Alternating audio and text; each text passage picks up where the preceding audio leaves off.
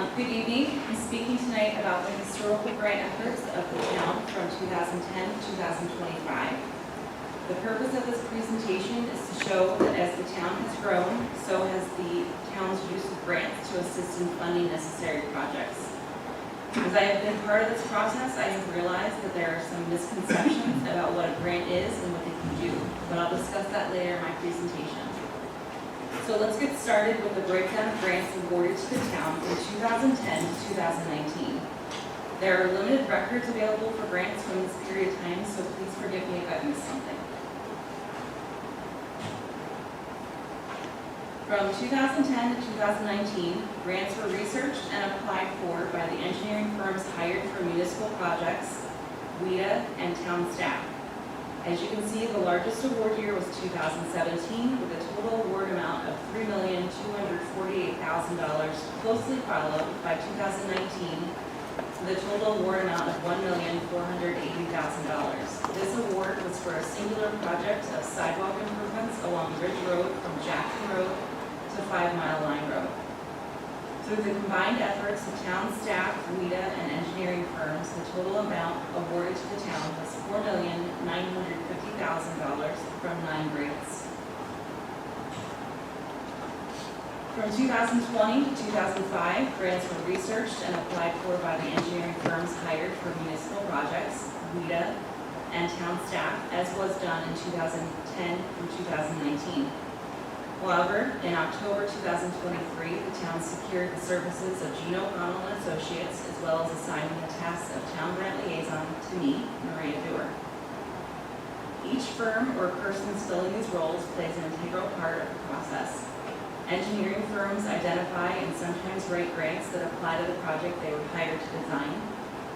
WEDA identifies and applies for grants tied to economic development, and Gino Connell and Associates identify and apply for grants that range from municipal projects to IT hardware upgrades. My role is to keep the grants application moving. I help gather materials or remind the teams of each project of items needed for an application. Mainly, I liaise between Gino Connell and Associates and the town. However, I, like everyone else on town staff, assist with other projects as needed. This vast team enables the town to be proactive rather than reactive to grant opportunities. As you can see, teamwork pays off. The largest award year was 2024 with a total award amount of $20,471,657. The largest award was funded by the NYSEFC, or New York State Environmental Facilities Corporation, for improvements to the wastewater treatment plant Phase 2 to accommodate the increase in waste flow. Closely followed by 2024 in success is 2021 with a total award amount of $2,372,859. Through the combined efforts of town staff, Gino Connell and Associates, WEDA, and the engineering firms, the total amount awarded to the town was $25,852,924 from 14 grants. The grants tracker presented in November of 2024 has been updated with the grants awarded and applied for to present date. This update includes grants written and applied for by Gino Connell and Associates, WEDA, engineering firms, and town staff. This tracker can be found on the town webpage under Our Community. As mentioned at the beginning of this presentation, as the town's efforts to offset costs through grant funding has grown, I have noticed some misconceptions about what a grant is and what they can do. I'll speak on them now. Misconception number 1. The town can quickly pull a successful grant application together. Fact. Developing a grant application requires significant research, planning, and writing time.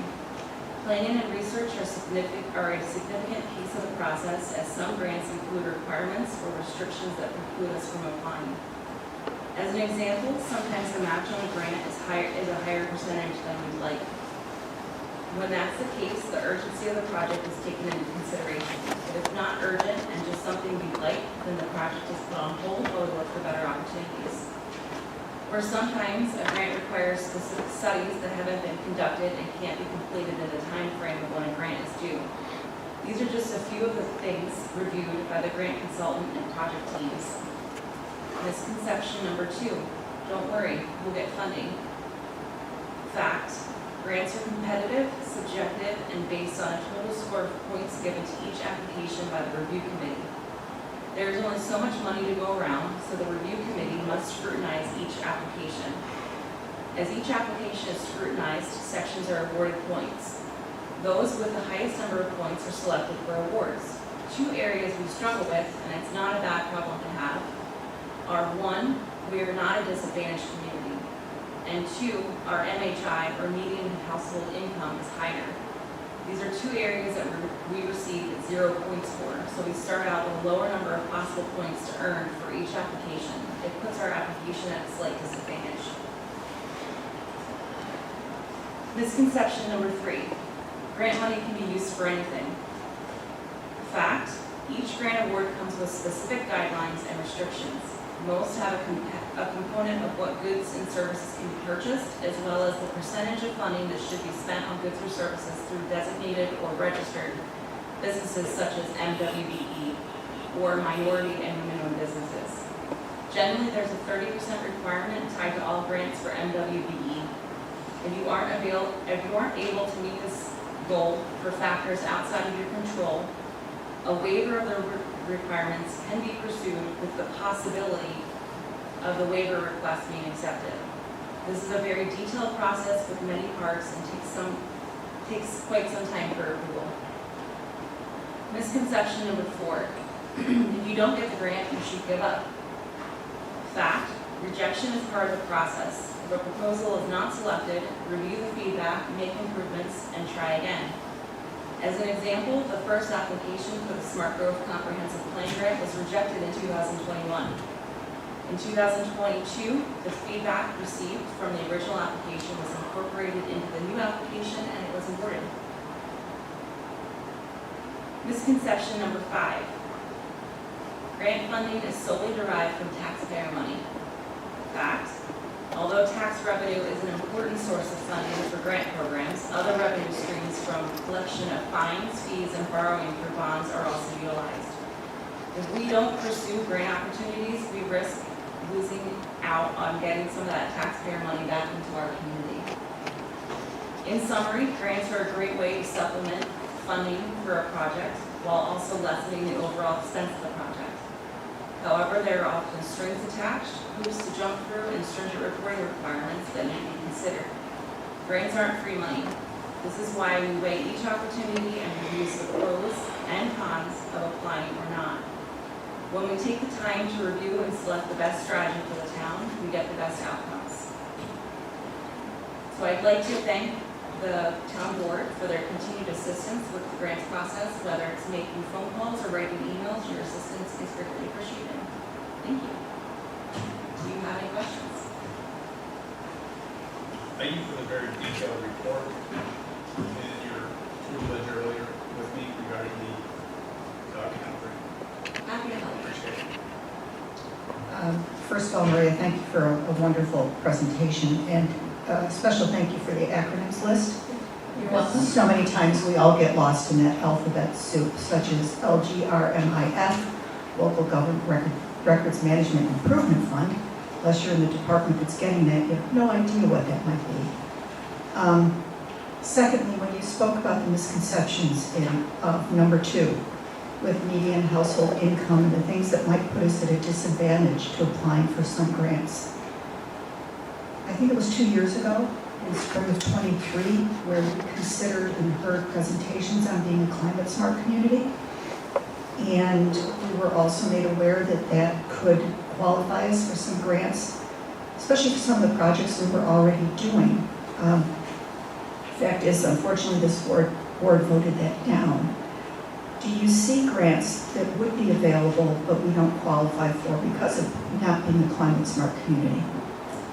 I see that we lose points for not being a climate smart community. We're still able to register, but again, with there only being so many, there's a total maximum points per application. And if you start out already -3 or 4 points, or whatever bracket they assign up to, then our application is really going to struggle to get funding. So me, Rumpel So is competitive. Yeah, very competitive, very. I also like the piece about rejection, don't give up.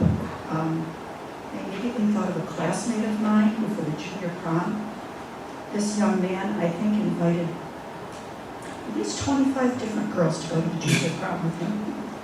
And they all declined. But he did finally find one, and he attended the junior prom, so there you go. Don't give up. Nope, never. Yes. Wow. I didn't. That's it. One of the things that I think is an interesting fact that I learned is joining the board is how difficult it is to write a grant and how having the right words and the right language and everything has to be very specific and on point, and any small deviation could also impact the grant. So it does take a very special skill set to be effective at writing grant applications. It's not, be very challenging for somebody who doesn't have that ability.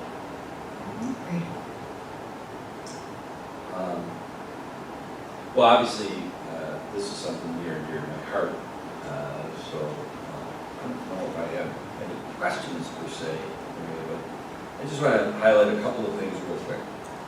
This presentation, along with the next slide after questions, which is the acronym list, that is on our website. So the community certainly has access to that 24/7. Dave, I see you at these meetings go up with your camera and taking pictures of these slides. Every single one of these presentations, they're usually up on the website. We try to shoot for about 48 hours before the meeting, which is the end of business on Tuesday before a Thursday meeting. I can say with this one, I think it got up on Wednesday because I think we collaborated with a bunch of people to Yeah, develop there are a this. few last minute edits. Yeah. But just going through the pages, when you get to the grants tracker, the one that, you can go back a couple pages, Maria. This is on the website 24/7. It's updated probably quarterly, I would say. Yeah. So just to give an example, like the last one in sequence, the Fast New York grant, last update had preparing the application, and actually that was, it's pending now. It was submitted, I think on April 4th. So it's a living, breathing document, and where the first couple pages of this presentation, Maria showed what we were awarded. This gives an idea of just all the applications that we've made, and it's an art, not a science. We have been not awarded, as you can see, on several of these, and we still have some pending as of today. So, you know, when you look at the fact that we've gotten $25 million of grant awards in the last 5 years and 4 months, compared to $5 million in the previous 10 years, you know, we've got some grant applications out there pending that tomorrow we could get awarded on, and that number could go from 35 million to 30, I'm sorry, 25 million to 36 million. The myths versus facts. I gotta say, on the myth number 3, when you brought up MWBE, is it MWBE? Yes. Minority and women-owned businesses. This one has confounded me the last couple of years, and I remember when we were looking at the sewer plant that we were warned that if we went for a certain type of grant, EA grant from EFC, that we might get, let's say, a $1 million grant, but it potentially could add $1.5 million to the cost of the project.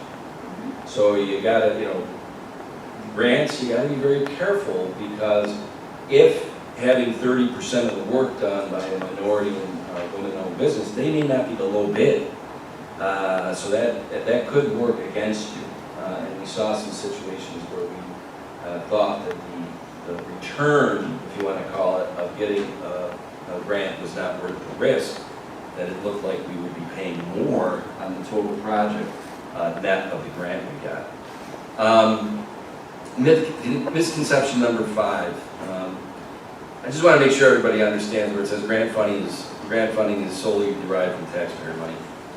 Look, the town taxpayers, real estate taxpayers, for every dollar of grants that this town gets, it's one less dollar that we have to really tax the citizens of Webster.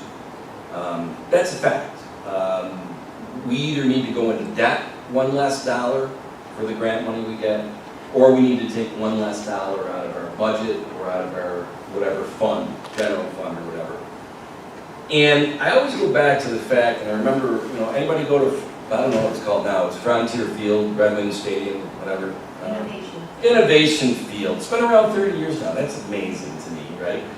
But back in the early 80s through the mid 90s, there was this, it was very controversial that, the state has these entertainment grants and stadium grants. And people would say, you should use that money for feeding the poor and for homeless. And it's like, well, you don't understand. That money is slotted to go to entertainment and stadiums. And if Rochester doesn't go and get it, I can assure you some other community is going to get it. And that really is what this misconception in this number 5 is that, yeah, you can argue that these monies, all of these monies that we've received over the years are taxes that you're paying into the system, probably New York State income tax or sales tax and whatever. But we're trying to bring that money back to Webster to improve the quality of life in this 35 square miles of this board. That's our job. Our job is to govern Webster. My job, the board members, is not to be a state legislator, not to be a state senator, not to be the governor. If you want to change how the state collects taxes and creates these pools of funds for grants, then you need to do that through the state assembly, the state senate, and the governors, in elections and all that. But here, the town of Webster, our job, and I've said it many times from this dais, I could argue that the most important job of a town board member is the stewardship of the taxpayers' money. I can't stewardship your federal taxes. I have no influence over the federal budget. We don't have any influence over the county budget. We have no influence over the state budget. We have 100% influence over the town budget, and that's why it is, to me, it's imperative that we go out and get as much of this money that is out there so that downstate's not getting it, or the Adirondacks. We need to bring that money here if it's available, and it is available, and I think really we have made this a premium the last 5 years. And not just my lips flapping about it, the way we approach it and be proactive and analyze it and be strategic. This is nice to go out and show the record. The record speaks for itself. 10 years prior, less than $5 million in grants awarded. We have $25 million plus in the last 5 years and 4 months. And if you came back, Maria, in 3 or 4 months with some of these pending grants, you might be pushing 35 or 40 million. So, I said I'd be brief. That wasn't that brief, was it? But I wanted to make sure that that didn't go unspoken, because I think grants is a very, I don't want to say controversial, but it's a misunderstood aspect of government funding. So